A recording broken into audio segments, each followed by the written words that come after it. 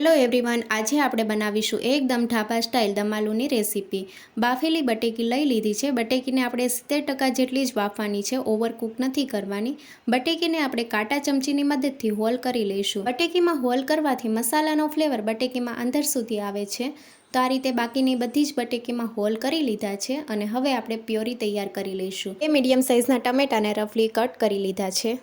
સાથે 3 સૂકા લાલ મરચાં, 8 થી 10 કાજુના ટુકડા અને 1/4 કપ જેટલું પાણી ઉમેરીને પ્યોરી તૈયાર કરી લઈશું। એકદમ સ્મૂથ પ્યોરી તૈયાર થઈ ગઈ છે। હવે બટેકાને ફ્રાય કરી લઈશું।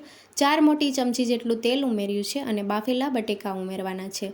હલકું કોટિંગ આવી જાય ત્યાં સુધી આપણે સાતળી લઈશું। બટેકા ઉપર ક્રિસ્પી લેયર આવી ગયું છે, એક પ્લેટમાં કાઢી લઈશું। દમ આલુનો વઘાર કરવા માટે 2 ચમચી તેલ સાથે 2 ચમચી ઘી ઉમેરીશું।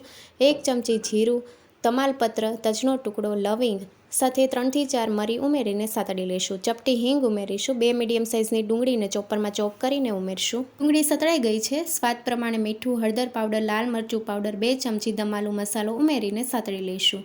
હવે ટમેટાની પ્યોરી ઉમેરવાની છે અને મિક્સ કરી લઈશું।